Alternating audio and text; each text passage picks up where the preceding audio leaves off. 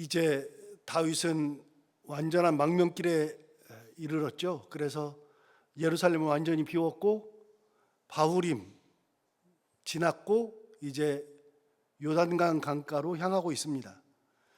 다윗은 뭘 기다리고 있냐면 성에서 오는 소식을 기다리고 있습니다. 이미 사독과 아비아달에게 그 제사장들에게 성에서 이루어지는 일들을 자기에게 그의 두 아들에게 얘기해줘서 나에게 말해달라 얘기했었죠. 그래서 예루살렘에서 압살롬이 들어왔으나 사태가 진정되면 예루살렘으로 돌아가려고 그 생각을 거두었죠. 여기서 잠깐 이 성경을 읽으면서 이 성경은 사실 어렵기도 하지만 이해하기가 좀 어려운 것들이 참 많죠. 근데 성경을 찬찬히 읽으면 어렵지 않고 참 지금 우리가 사는 시대랑 어쩜 그렇게 닮아 있을까 그런 생각을 하게 됩니다. 실제로 지금 압살롬에게 쫓겨서 다윗이 도망가는 것을 보면 다윗이 이런 모함을 받고서도 끝까지 도망가는 과정에 그가 어떤 생각을 하고 있는지, 그가 하나님을 어떻게 바라보고 있는지, 거기에서 어떤 일이 생기면 나는 이렇게 해야지, 저런 일이 생기면 저렇게 해야지 라는 생각을 하고 있는 거 보면 참 성경은 오늘날 우리가 사는 거랑 전혀 다르지 않습니다. 또 성경을 천천히 읽어보면 성경이 살아 움직이는 것 같죠. 실제로 숨 쉬는 것 같죠. 그래서 성경은 자세히 읽어보면 참 은혜가 됩니다. 오늘 이 이야기도 계속 이야기를 듣고 있지만 우리가 몰랐던 아히도벨이니 아렉 사람 후세니 그리고 사독과 아비아달이니 이런 사람들 얘기가 쭉 나오지만 몰랐던 얘기지만 잘 듣고 보니까 이럴 수 있었겠네 라는 생각이 들게 되죠. 다윗이 진짜 인간적인 사람입니다. 그리고 다윗은 그럼에도 불구하고 하나님을 붙들고 있는 사람이죠. 다윗은 예루살렘이 안정되면 들어가려고 그랬어요. 다시. 그래서 사독과 아비아달에게 그 두 아들 다 데리고 들어가서 예루살렘 성에 있다가 이야기를 해달라, 성 안의 소식을 전해달라, 그 얘기를 부탁을 해가지고서 다시 돌려보냈죠. 아렉 사람 후세도 돌려보냈죠. 왜? 아렉 사람 후세가 들어가서 아히도벨과 싸워서 이겨야 되는데 아히도벨을 제어할 수 있는 사람이 아무도 없으니 후세밖에 없다. 그래서 거짓말로 왕이여 만세, 만세하고서 내가 이제까지는 당신의 아버지를 섬겼으나 이제는 새로운 왕인 당신을 내가 섬기리이다. 왜? 하나님이 버리지 않았느냐? 하나님이 버려서 당신이 왕이 됐지 않느냐? 이스라엘 사람들도 왕을 따라가지 않았지 않느냐? 그러니 내가 누굴 따라가느냐? 새로운 왕에게 내가 충성할 뿐이지. 그런 식으로 거짓말을 해서 예루살렘 성에 남아 있게 되죠. 그러니까 이런 모든 이야기들이 계속해서 되어지는 것을 통해서 다윗은 아히도벨의 계략이 거기서 무너지면 예루살렘 성이 안정되면 그러면 예루살렘으로 들어가려고 계획하고 있었는데 그런데 거기에서 무슨 일이 일어나는가? 압살롬이 국에 들어오자마자 아히도벨에게 계략을 내라 그랬더니 그 계략의 첫 번째 계략이 뭐냐? 왕이 남겨둔 후궁 10명을 백주 대낮에 사람들 보는 데에서 통치 마소서.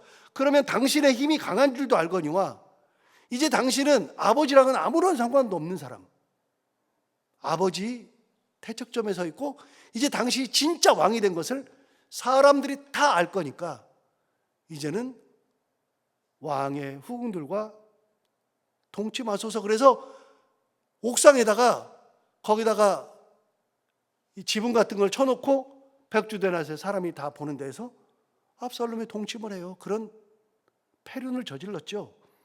그러나 그 폐륜이 사람들 보기에는 압살롬은 진짜 왕이다라는 것을 느끼게 한 거죠. 더 이상은 다윗이 예루살렘에 미련을 둘 수가 없습니다. 다윗의 계획이 무너졌죠. 예루살렘으로 돌아가겠다는 계획이 무너지죠. 그리고 도망가요. 도망가서 이제는 요단강까지 가야 되는 겁니다. 그렇게 가는 길에 예루살렘 성에서 무슨 일이 일어나느냐? 예루살렘 성에서 압살롬이 10명의 후궁을 동침하면서 패륜을 저지른 다음에 그 다음에 어떤 일이 벌어지느냐? 오늘 그 얘기가 기록되어 있어요. 자, 어떤 일이 벌어지느냐? 먼저 아히도벨이 압살롬에게 얘기하는 겁니다. 1절에 의하면 이렇게 말했잖아요. 아히도벨이 또 압살롬에게 이르되 이제 내가 사람 12,000명을 택하게 하소서. 그래서 12,000명을 끌고 가겠다는 겁니다. 12,000명을 택하게 하소서. 오늘 밤에 내가 일어나서 다윗의 뒤를 추적할 겁니다. 그러니까 도망가는 다윗이 지금 정신없이 도망가야 할 텐데 그때 내가 12,000명만 주시면 12,000명을 데리고 가서 다윗을 추적할 겁니다. 다윗은 도망가느라고 바쁠 거니까 지금 추적해야 됩니다 라고 얘기하는 거예요. 2절 보십시오. 그가 고나고 힘이 빠졌을 때 기습하여 그를 무섭게 하면 그와 함께 있는 모든 백성이 도망하리니 내가 다윗 왕만 쳐 죽일 겁니다. 그러니까 기습하면 거기 있는 군사들이나 신하들이 갑자기 압살롬 모사가 된 아히도벨이 12,000명 군사와 함께 막 쳐들어오니까 그 사람들이 다 일어나가지고 다 놀래가지고 무서워가지고 싹 다 도망갈 겁니다. 다 도망가 버리면 다윗 왕만 남게 될 겁니다. 그러면 내가 다윗 왕만 딱 쳐 죽일 겁니다. 다윗 왕만 12,000명 가가지고 피를 흘릴 것도 없습니다. 가면 다 도망갈 거니까요. 그래서 다윗 왕만 쳐 죽이고 3절 모든 백성이 당신께 돌아오게 하리니 모든 백성이 돌아오기는 왕이 찾는 이 사람에게 달렸음이라. 그리하면 모든 백성이 평안하리이다. 어떻게 하느냐? 다윗 왕만 딱 쳐 죽이고 나면 그러면 다른 백성들은 다 도망갔다가 결국은 왕 당신에게 다 돌아올 겁니다. 그러면 그 백성들을 당신이 잃지 않고 모든 백성의 왕이 될 뿐만 아니라 그 백성들이 다 돌아와서 평안을 누리게 될 거 아니겠습니까? 라고 얘기하는 거예요. 계획이 어때요? 기가 막히죠. 기가 막히죠. 그래서 이렇게 말하는 거예요. 모든 사람이 돌아오는 거는 왕이 찾는 나에게 달렸습니다. 내가 가서 다윗 왕만 죽이면 모든 백성들이 다 돌아올 거니까 걱정하지 마십시오. 이 나라는 다윗 왕만 죽으면 끝나니까 그렇게 다 제거하겠습니다. 아히도벨의 계략이 엄청나죠. 여러분 모사 얘기를 했는데 지난번에 제가 수양대군 얘기를 했잖아요. 수양대군이 나중에 세조가 되는데 수양대군이 단종을 이제 제거하고 후에 이제 세조가 되죠. 단종 얘기는 지난번에 영화로 한번 나온 적이 있어가지고 보신 분들이 있어가지고 그 얘기는 이제 여러분들한테 좀 보신 분들은 익숙할 수도 있습니다. 참 재미있기도 하지만 생각해봐야 되는 우리나라 역사죠. 그때 한명회는 수양대군 즉 세조의 책사 모사였죠. 수양대군이 냈던 계략이 뭐냐? 이 단종 노산군을 그대로 놔두면 그러면 당신은 왕이 되지도 못할 뿐만 아니라 이 나라가 당신이 생각하는 것처럼 그렇게 가지 않아. 이 어린 아이가 9살짜리밖에 되지 않은 이 아이가 다스릴 수 있는 능력도 없는데 그 주위에 누가 있느냐? 황보인은 황보라는 성은 중국에서 온 성이기 때문에 제갈씨, 남궁씨 이런 씨들과 함께 다 중국에서 온 두자 성을 가진 성이죠. 그래서 황보인 그러면 황씨의 이름이 보인인 줄 아는데 그게 아니라 황보라는 성을 가진 이름을 가진 그런 영의정이 있었죠. 황보인이 능구렁이거든요. 그래서 황보인도 머리가 좋아요. 황보인이 그 옆에 있으니까 당신이 그 근처에 갈 수 있는 길이 없다. 두 번째는 무장이 하나 있는데 그 무장은 김종서. 김종서는 유명한 사람이라고 그랬잖아요. 김종서는 최고의 장군인데 세종대왕이 우리나라 북쪽 저 두만강 압록강 그쪽을 그 당시에 여진족 그런 족들과 전쟁을 해가지고 다 빼앗고 거기다가 사군과 육진을 개척해가지고 거기다 군사를 둬서 더 이상은 오랑캐족이 쳐들어오지 못하도록 거기다가 군 부대를 만들고 요새를 만들었던 아주 유명한 세종대왕 시대의 최고의 장군 김종서가 좌의정이었으니까 김종서는 나이가 들었어도 풍채가 엄청나게 크고 기골이 장대해가지고 나이가 들었어도 누구도 이렇게 싸우지 못하는 굉장한 장군이죠. 그 김종서가 딱 옆에 있으니, 황보인과 김종서가 있으니 당신이 할 수 있는 것은 아무것도 없다. 그러면 당신이 왕을 제거하고 당신이 왕이 될 수 있는 길은 딱 하나, 김종서와 황보인을 죽이는 것이다. 그래서 그 사람들을 죽일 수 있는 사람들을 다 적어놨어요. 죽이는 사람과 살리는 사람을 적어놓게 살생부라 그랬잖아요. 살생부를 정리해가지고 살할 사람, 생할 사람을 다 정리한 다음에 살할 사람들을 다 불러 모으는데, 왕이 부른다 그래가지고서 한 명씩 불러요. 다 부르는 게 아니라 각자의 집에 가서 한 명을 부른 다음에 그 사람이 궁으로 들어올 때 철퇴로 쳐 죽이죠. 그때 황보인은 당연히 죽고요. 그 사람은 능구렁이지 싸울 수 있는 사람이 아니니까. 가장 중요하게 죽여야 되는 사람이 1순위가 김종서라고요. 김종서 죽이는 거라고. 김종서를 철퇴로 쳐 죽인 다음에 모든 걸 평정하죠. 딱 보면 모략가들은 알아요. 뭐만 제거하면 된다, 뭐만 하면 된다, 다 알아요. 그래서 김종서 죽이는 게 1번이에요.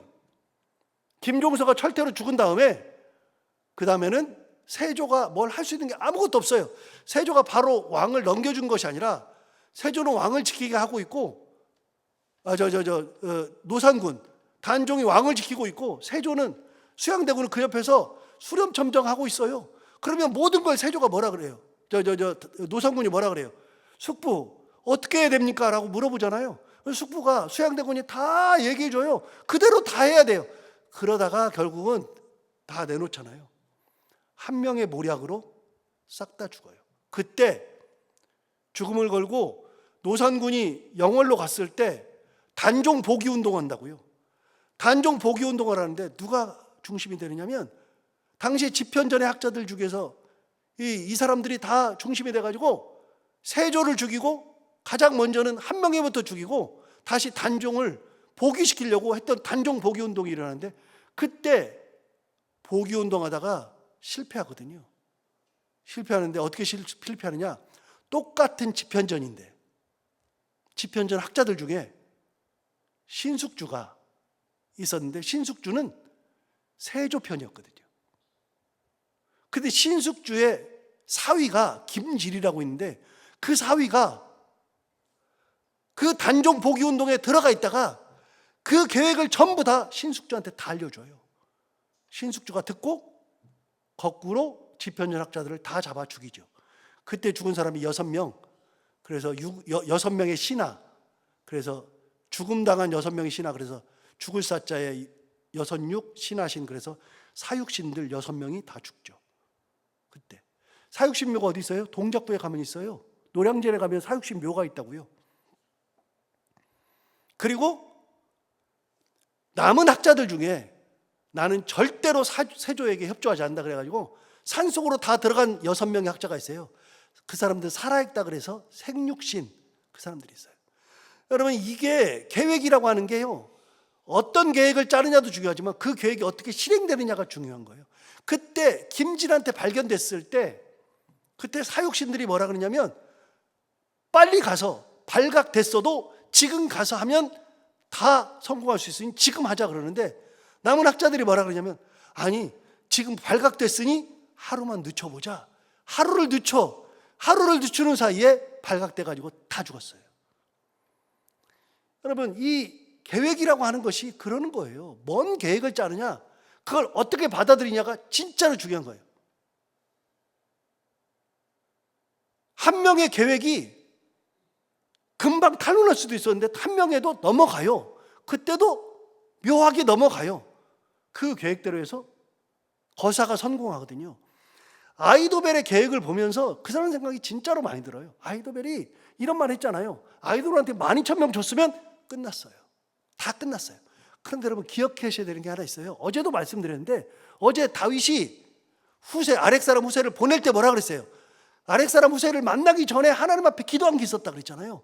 하나님 여호와여, 원하옵건대 아히도벨의 모략을 패하게 하소서. 그 기도 끝나자마자 하나님께서 아렉 사람 후세를 보내잖아요. 후세를 데려다가 후세를 보자 다윗이 얘기하잖아요. 돌아가서 아히도벨의 계략을 네가 무너뜨려야만 된다. 그래서 그래 들어가잖아요. 아렉 사람 후세가. 아렉 사람 후세. 그 사람은 얘기를 안 들어도 돼요. 이 계략이 얼마나 좋은지 12,000명만 데려가서 다윗만 죽이면 되니까요. 다른 백성들 다 데리고 돌아올 거니까요. 그래서 4절에 이렇게 말한 거예요. 4절에 뭐라 그러느냐? 압살롬과 이스라엘 장로들이 그 말을 옳게 여기니라. 아, 네 말이 맞다. 네 말이 맞다. 자, 네 말이 맞으니까 12,000명 모으면 되잖아요. 그런데 5절 보면 확 바뀌어요. 어떻게 바뀌느냐? 5절에 압살롬이 이르되 아렉 사람 후세도 부르라. 우리가 이제 그의 말도 듣자. 이거 안 했으면 되는데 요걸 했어. 요걸 누가 했어요? 압살롬이 한 거예요. 왜요? 답은 결론부터 내리면요, 답은요 14절에 나와요. 14절에 나와요. 뭐라고 나오느냐? 압살롬과 온 이스라엘 사람들이 이르되 아렉 사람 후세의 계략은 아히도벨의 계략보다 낫다. 아렉 사람 후세의 계략이 낫대요. 모든 사람이 그랬대요. 그랬으니 이는 뭐라 그랬냐? 여호와께서 압살롬에게 화를 내리려 하사 아히도벨의 좋은 계략을 물리치라고 명령하셨음이더라. 하나님께서 무너뜨린 거예요. 하나님께서. 이거는 어디서 기인해요? 다윗의 기도부터 기인해요. 다윗의 기도부터. 그 기도가 이렇게 응답돼요. 아히도벨의 계략을 그냥 따라서 그냥 하면 되는데 희한하게 압살롬이 후세도 부르래요. 그 계략이 다 좋다 그랬어요. 신하들도 좋다 그러고 압살롬도 좋다 그러고 다 좋다 그랬으면 그 말대로 하면 되는데 그럼 끝났는데 아렉 사람 후세를 갑자기 부르래요. 그러니까 후세가 그 말 듣고서 뭐라고 얘기하나 이제 들어볼까요? 어떻게 얘기하나? 6절 보세요. 후세가 압살롬에게 이르매 압살롬이 그에게 말하여 이르되 아히도벨이 이러이러하게 말하니 우리가 그 말대로 행하랴? 그렇지 아니하거든 너는 말하라 얘기했어요. 야, 아히도벨이 12,000명 달래. 그들이 가회에서 피곤했으니까 우리가 가서 다치면 사람들이 다 도망갈 텐데 다윗만 딱 죽이고 그러고 돌아오면 다 돌아온대. 얼마나 좋아. 야, 이 말이 맞다고 우리는 다 얘기하는데 이렇게 해야 돼 말아야 돼 물어봤어요? 이걸 안 물어봐야 되는데. 7절 보세요. 후세가 압살롬에게 이르되 이번에는 아히도벨이 베푼 계략이 좋지 아니하니이다 하면서 뭐라 그랬냐? 8절. 또 후세가 말하되 왕도 아시거니와. 이제부터는 후세의 계략이에요. 왕의 아버지와 그의 추종자들은 용사라. 그들은 들에 있는 곰이 새끼를 빼앗긴 것 같이 지금 격분해 있고 왕의 부친은 전쟁에 익숙한 사람인즉 백성과 함께 자지 아니하고 지금 그가 어느 굴에나 어느 곳에 숨어 있으리니 그랬어요. 여러분, 후세가 말한 건 이거예요. 아니, 아버지 잘 알잖아요. 당신 아버지가 용사 아니에요? 지금까지 전쟁하다가 뼈가 굵은 사람인데 아버지가 그냥 당신이 오도록 놔두겠어요? 아니, 어떤 일이 벌어질 줄 알고 백성들과 함께 자요. 왕은 이미 어떤 굴이나 어떤 곳에 숨어 있어요. 왕은 숨어 있어요. 그럼 가가지고 다윗만 죽인다고요? 아이, 다윗을 찾아야 죽이죠. 다윗은 숨어 있을 것이 뻔한데. 그리고 백성들은 이렇게 잠을 잘지라도 왕은 숨어 있으니 찾는 것도 불가하고 찾을 수가 없는데 어떻게 다윗만 죽이고 돌아옵니까? 말도 안 돼. 당신 아버지 몰라요? 당신 아버지가 용사인데 평생 그렇게 살았는데 그 얘기 한 거예요. 들으니까 어때요? 우리가 들어도 그럴싸하잖아요. 아, 진짜 다윗을 생각해 보니까 다윗이 그러겠네. 다윗이 이 압살롬이 쳐들어올 줄 뻔히 알고 다윗이 그러겠는데 우리 그 생각하기가 딱 맞잖아요. 9절 다시 봐요. 지금 그가 어느 굴에나 어느 곳에 숨어 있으리니 혹 무리 중에 몇이 먼저 엎드러지면 그 소문을 듣는 자가 말하기를 압살롬을 따르는 자 가운데서 패함을 당하였다 할지라. 무슨 말이에요?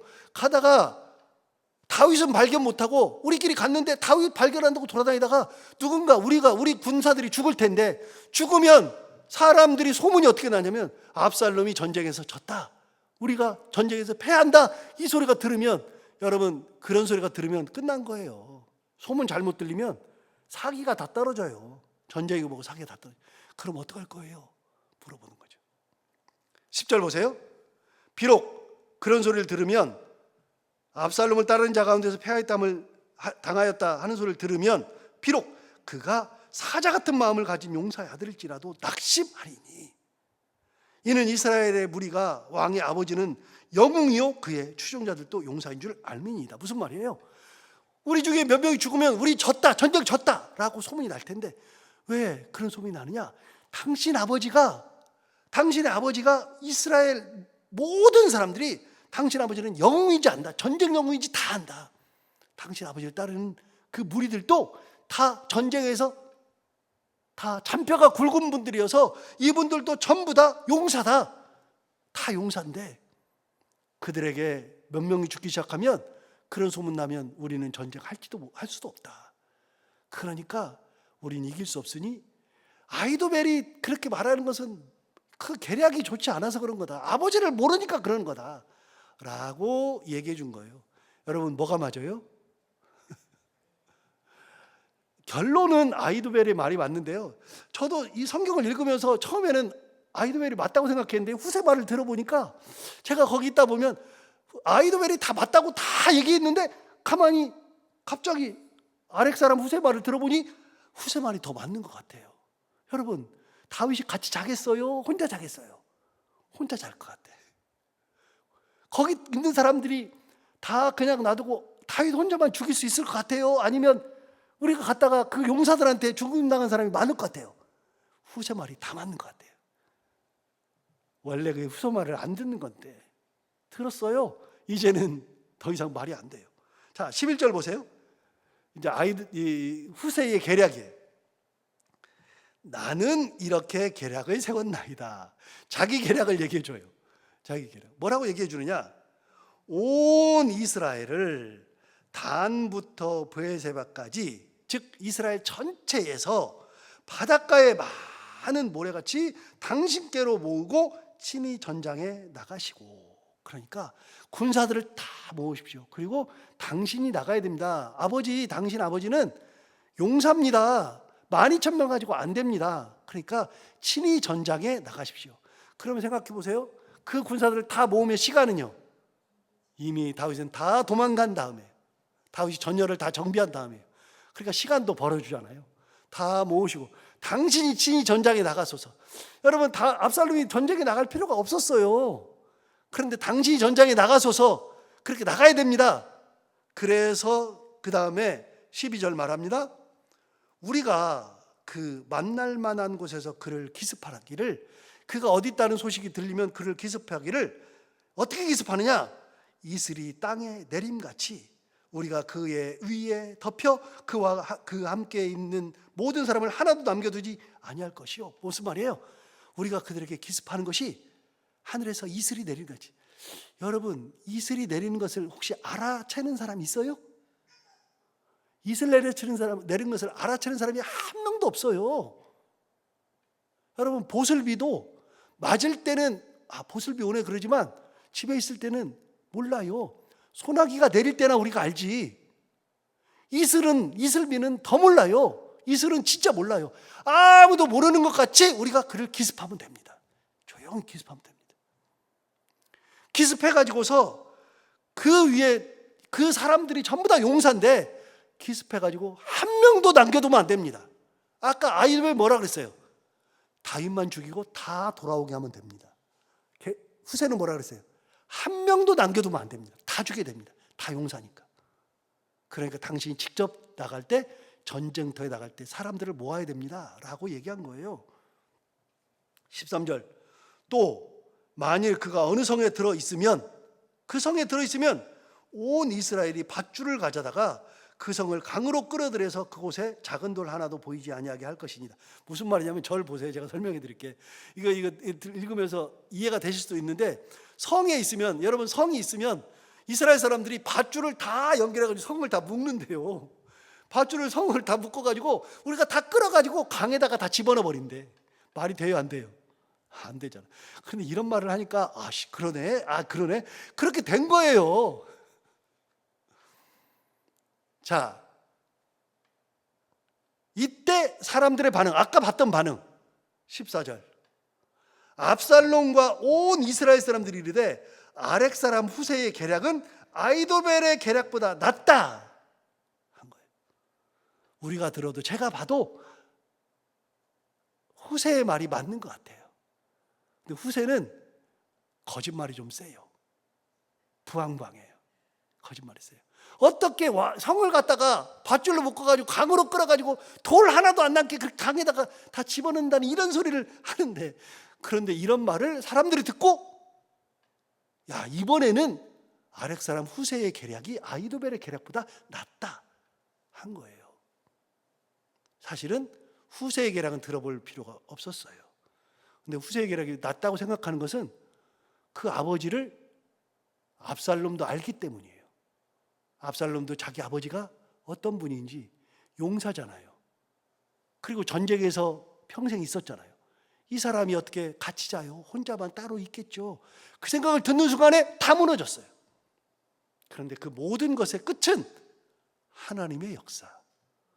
14절 하반절에 다시 읽어요. 하반절. 이는 여호와께서 압살롬에게 화를 내리려고 하사, 이미 여기 답이 나왔어요. 여호와께서 압살롬에게 화를 내리려고 했어요. 여러분, 이게 바뀌면 이렇게 돼요. 이는 여호와께서 다윗에게 화를 내리려 하사, 그럼 끝났어요. 그러면 아렉 사람 후세가 아니라 아히도벨의 계략을 들었을 거라고요. 근데 후세의 말을 들은 것은 이는 여호와께서 압살롬에게 화를 내리려 하사 아히도벨에게 좋은 계략을 물리치라고 명령하셨음이더라. 뭔 명령이냐? 여기 이 번역이 잘못돼 가지고 작정하셨음이더라. 작정하신 거예요, 하나님께서. 그래서 어떤 계략이냐가 좋은 게 아니고요, 어떤 생각이냐가 좋은 게 아니고요, 상황이 좋냐 나쁘냐가 중요한 게 아니라요, 하나님의 뜻이 어디 있느냐가 중요한 거예요. 진짜 중요한 거예요. 계획이 아무리 좋은 거예요. 어제 얘기했잖아요. 하만의 계획이 아무리 좋은 거예요.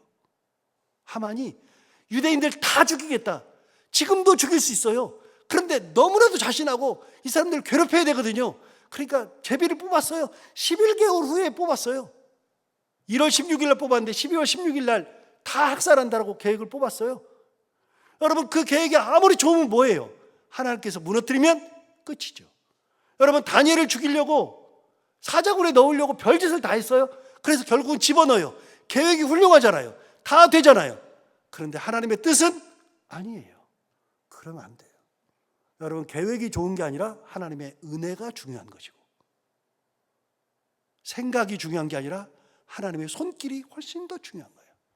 그래서 좋냐 나쁘냐를 따지는 것은 인간이고요, 하나님은 좋냐 나쁘냐가 아니라 하나님의 은혜가 있느냐 없느냐, 이게 가장 중요한 것이다. 결국은 압살롬이 아히도벨의 이야기를 듣지 않은 것은 하나님의 뜻, 하나님이 압살롬에게 화를 내리려고 이미 작정하셨다. 여기에 모든 것이 다 들어있는 거 생각하고 우리 모두 다 오늘 말씀이 얼마나 재밌어요. 이 말씀이 재밌는 가운데서 하나님 주시는 귀한 은혜가 있어요. 하나님의 뜻이 중요한 것이다. 이렇게 살아가는 우리 모두가 다 되기를 바랍니다. 기도하겠습니다.